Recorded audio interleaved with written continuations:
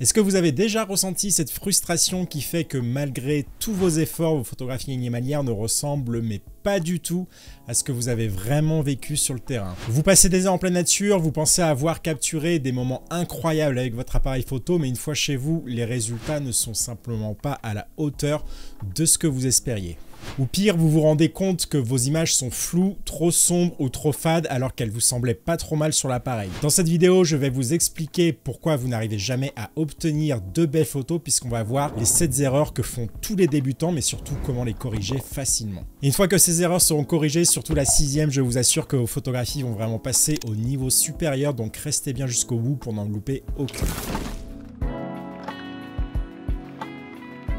Et on va mettre direct les pieds dans le plat car pour moi la plus grosse erreur des débutants en animalier et celle que je voudrais changer le plus chez eux, c'est de ne pas monter suffisamment la sensibilité ISO. Alors oui, je sais, on vous a probablement toujours dit que pour avoir la meilleure qualité d'image possible, il faut toujours utiliser la sensibilité la plus basse possible. Sauf qu'en animalier, c'est souvent une connerie de faire ça car utiliser une sensibilité trop basse peut au contraire avoir l'effet inverse et ruiner complètement votre image. Car le problème, c'est que contrairement à d'autres domaines de la photographie où on peut plus ou moins contrôler son sujet, en photo animalière, les animaux sont totalement imprévisibles et bougent beaucoup. Donc si vous n'utilisez pas une vitesse suffisamment rapide pour bien figer le mouvement de l'animal, vous aurez forcément du flou de mouvement sur l'image qui dans certains cas peut être assez peu visible à l'œil nu mais qui pourtant fera toute la différence entre une image parfaitement nette et une photo un peu molle. Et pour éviter ça, pas le choix, il va falloir augmenter les ISO, mais les augmenter beaucoup afin de pouvoir indirectement augmenter la vitesse d'obturation. Et croyez-moi, énormément de débutants sous-estiment vraiment la vitesse nécessaire pour bien figer le mouvement d'un animal qui bouge, comme un oiseau qui va tourner la tête dans tous les sens par exemple. Après, bien évidemment, oui, il faut faire attention à ne pas trop monter les ISO non plus, car au bout d'un moment, la netteté qui va être gagnée par la vitesse de plus en plus rapide va stagner et ne sera plus suffisante pour compenser la perte de qualité due au bruit numérique, donc il faut trouver un bon point d'équilibre entre les deux. Mais moi personnellement, pour toutes ces raisons, même si je suis en plein soleil, je n'hésite pas à me mettre régulièrement à 400 ou 800 ISO pour gagner en vitesse d'obturation et donc avoir un maximum de netteté, et je vous conseille vraiment de faire pareil, surtout que maintenant les logiciels de post-traitement peuvent super bien supprimer le bruit numérique, contrairement au flou de mouvement qui lui est impossible à corriger, donc il ne faut vraiment pas hésiter à monter les ISO.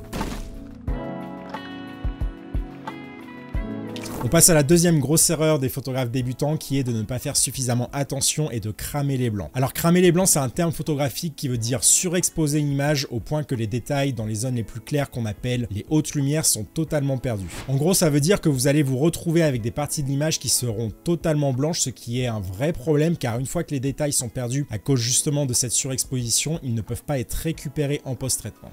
Et en animalier, on a souvent ce problème lorsqu'on photographie des animaux avec des parties blanches ou très claires comme un cygne ou un héron cendré, surtout quand il y a beaucoup de soleil parce que la luminosité du soleil va se refléter sur les plumes blanches par exemple. Et le meilleur moyen d'éviter de cramer les blancs est tout simplement d'utiliser l'histogramme de votre appareil photo. C'est un outil que très peu de débutants utilisent alors que c'est vraiment indispensable dans certaines situations très compliquées. Alors j'en ai déjà parlé en détail dans une autre vidéo que je vous mets en lien, mais l'histogramme est un petit graphique qui vous montre la répartition des tons clairs et des tons sombres dans votre image. Et donc si l'histogramme est beaucoup trop décalé vers la droite et que vous avez un pic à l'extrémité, ça signifie que votre image est surexposée et que vous risquez de cramer les blancs. Donc faites vraiment attention à ça la prochaine fois que vous serez sur le terrain. Pensez à bien vérifier votre histogramme et n'hésitez pas à sous-exposer un peu si besoin pour éviter de cramer les blancs, ce qui en plus vous permettra de gagner un peu en vitesse d'obturation indirectement. La troisième erreur que je vois également tout le temps chez mes stagiaires, c'est de ne pas vérifier la mise au point sur l'écran arrière de l'appareil photo juste après avoir fait les photos. Croyez-moi, une image floue à cause d'une mauvaise mise au point ou d'un décalage de mise au point peut vraiment ruiner complètement une image car c'est une erreur qui ne peut pas être corrigée en post-traitement. Et ça, c'est un vrai problème car beaucoup de débutants se reposent beaucoup trop sur l'autofocus et notamment sur la détection des animaux et ne pensent même plus à vérifier la mise au point. Car même si les autofocus sont de plus en plus performants et permettent vraiment de choses magnifiques, personnellement, je ne leur fais absolument jamais confiance et je préfère toujours vérifier mes photos car ils ne sont clairement pas infaillibles et le moindre décalage de mise au point peut vite arriver et être dramatique. Je compte vraiment plus le nombre de fois où quand on fait la lecture des photos à la fin de mes stages, les participants sont tout contents de me montrer leurs belles photos, mais dès que je zoome dans l'image sur Lightroom, leur sourire s'efface immédiatement. Donc si vous voulez éviter ça, prenez vraiment l'habitude de vérifier la mise au point, c'est hyper simple à faire. Il suffit juste de prendre quelques secondes pour la vérifier sur l'écran arrière de votre appareil photo et surtout zoomer au maximum sur l'image. C'est hyper important parce que sur un petit écran d'appareil photo, on ne voit pas forcément grand chose et ça arrive très souvent qu'on ait l'impression que l'image soit nette alors qu'en fait, une fois qu'on va la transférer sur un ordinateur et la regarder sur un grand écran, on va se rendre compte que l'image n'était pas forcément si nette que ça. Alors vous pouvez peut-être vous demander comment on fait pour savoir si l'image est bien nette ou pas. C'est très simple, concentrez-vous en priorité sur les yeux du sujet. Si la mise au point a bien été faite sur les yeux de l'animal, vous devriez pouvoir compter facilement les cils ou voir parfaitement tous les détails dans la pupille. Et si ce n'est pas le cas ou si vous avez un doute, alors reprenez toujours la photo, ça vous évitera de très grosses déceptions de retour à la maison. Une autre grosse erreur des débutants, c'est de ne pas suffisamment maîtriser leur appareil photo et de ne pas le connaître sur le bout des doigts. Ça, c'est vraiment complètement éliminatoire en photographie animalière quand on a affaire avec des animaux qui sont totalement imprévisibles et qu'on ne voit pour la plupart que quelques secondes. En photo animalière, vous n'avez tout simplement pas le temps de réfléchir, vous n'avez pas le temps de parcourir les menus et surtout, vous n'avez pas le temps de vous tromper de boutons ou de molettes. Et ça, c'est malheureusement ce qui est arrivé à l'un de mes stagiaires l'année dernière. On était en train de marcher dans le parc de la Vanoise en Savoie et un gypaète barbu est sorti de derrière une montagne. Alors si vous ne connaissez pas cet animal, le gypaète c'est un oiseau emblématique des Alpes qui est vraiment extrêmement rare en France, donc on ne s'attendait pas du tout à le voir là. Sauf que mon stagiaire n'était vraiment pas assez préparé et surtout il ne connaissait pas suffisamment son matériel. Il a donc perdu vraiment beaucoup de temps à chercher ses réglages, à les modifier pour s'adapter à la situation. Du coup ça n'a pas manqué, toutes ces photos étaient loupées et le gypaète a rapidement disparu. Et croyez-moi, c'est vraiment pas tous les jours qu'on peut croiser un gypaète barbu dans les Alpes et mon stagiaire était vraiment dégoûté d'avoir loupé une telle occasion. Par contre moi de mon côté, comme je connais parfaitement mon appareil photo, j'ai pu instantanément changer mon mode autofocus et modifier mes réglages pour m'adapter rapidement à la situation. Et voilà la photo que j'ai réussi à prendre très facilement de cet instant incroyable. Donc mon conseil, si vous ne voulez pas vous retrouver dans la même situation que mon stagiaire, et je vous le souhaite vraiment pas, eh bien vous n'aurez pas le choix, il faudra apprendre à maîtriser votre appareil photo et surtout apprendre à modifier les réglages sans même le regarder afin qu'ils deviennent vraiment le prolongement de votre vision et plus une contrainte technique. Et c'est justement ce que je vous propose de faire grâce à mes formations en ligne Maîtriser votre appareil photo dans lesquelles vous allez découvrir tous les secrets de votre boîtier. Alors il y a actuellement de disponibles une formation sur le Canon R5, le R6 et le R7 ainsi que le Nikon Z8, le Z9, le Z6 et le Z7 en première et deuxième version, mais d'autres modèles seront bientôt disponibles si vous regardez cette vidéo dans le futur. Dans ces programmes en ligne, je vous explique de long en large comment fonctionne votre appareil photo et ses différents réglages avec des démonstrations en temps réel pour absolument tout comprendre de votre boîtier de manière hyper simple. Si ça vous intéresse, vous trouverez la liste complète des formations disponibles dans la description de cette vidéo sur la fiche qui vient d'apparaître en haut à droite de l'écran.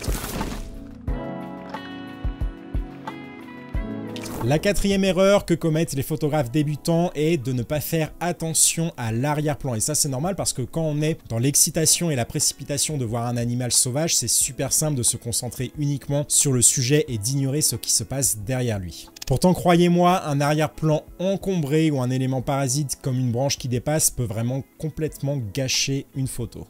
Et d'après moi, l'arrière-plan joue vraiment un rôle crucial dans la façon dont le sujet est perçu parce qu'un bon arrière-plan peut ajouter de la profondeur et du contexte à une image, peut également aider à diriger l'attention sur le sujet ou bien le mettre en valeur. D'ailleurs, c'est clairement l'arrière-plan qui fera souvent toute la différence entre une photo banale et une belle photo bien avant le sujet lui-même. Et c'est encore plus vrai en animalier car il n'y a rien par exemple qui ressemble plus à un bouquetin qu'à un autre bouquetin. Alors pourquoi certaines photos de bouquetin nous plaisent plus que d'autres? À cause de l'arrière-plan, bien évidemment. Donc lorsque vous composez une image, prenez un moment pour regarder l'arrière-plan, évitez par exemple les éléments qui n'ont rien à faire sur la photo comme les branches d'arbres, les poteaux de clôture, les autres animaux ou les personnes. Et faites aussi également extrêmement attention à la façon dont l'arrière-plan contraste avec votre sujet parce que si l'arrière-plan est trop similaire en couleur ou en luminosité par rapport à votre sujet, il peut totalement se fondre dans l'arrière-plan et perdre donc de son impact. Essayez donc de positionner votre sujet contre un arrière-plan qui contraste avec lui pour le faire ressortir beaucoup plus. Vous verrez que ça va améliorer énormément vos photos.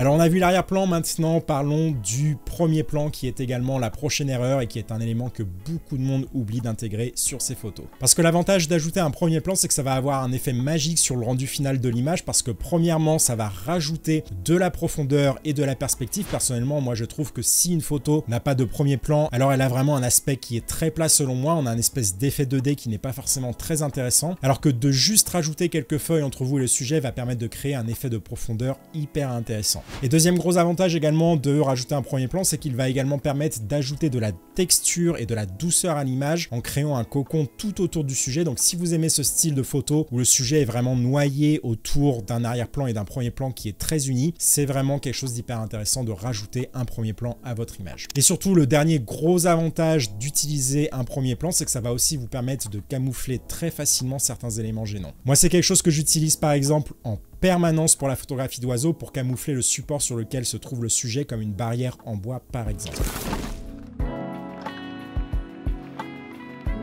Septième erreur des débutants, ne pas utiliser la correction d'exposition. Ça, c'est quelque chose que je vois aussi tout le temps, car beaucoup de débutants pensent qu'il faut être à 0 pour avoir une bonne exposition à tous les coups, sauf que le but de l'appareil photo, c'est d'avoir une exposition neutre, donc sans trop de zones surexposées ni sous-exposées, mais pas de faire une belle photo. Lui, il n'en a rien à faire de l'aspect créatif, et le problème, c'est que l'œil humain, lui, il n'aime pas du tout ce qui est neutre et fade, il aime au contraire ce qui est contrasté, avec de fortes luminosités, ou au contraire des noirs bien denses qu'on ne peut obtenir qu'avec la correction d'exposition. Personnellement, je peux vous assurer que si vous regardez les exifs de mes photographies, la quasi-totalité de mes images sont toujours soit surexposées par rapport à ce que m'indique l'appareil photo, soit sous-exposées. Et c'est simple, je ne photographie absolument jamais au niveau 0. Et surtout, n'oubliez pas une chose avec ce principe, c'est que 95% des photographes n'utilisent pas la correction d'exposition. Donc si vous faites pareil que tout le monde, vous aurez forcément les mêmes photos que tout le monde.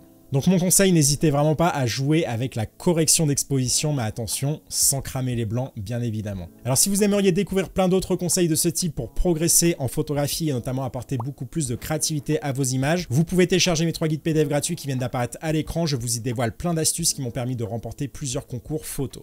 Il vous suffit de cliquer sur la petite vignette à ma gauche pour être redirigé vers la page de téléchargement, et si vous aimeriez également apprendre à faire des photographies beaucoup plus nettes, je vous conseille de regarder la vidéo suivante qui se trouve juste ici. En tout cas, merci beaucoup d'avoir suivi cette vidéo jusqu'au bout. Si vous l'avez aimé, n'oubliez pas de mettre un petit like, et moi je vous dis à bientôt pour un nouvel épisode. Salut YouTube!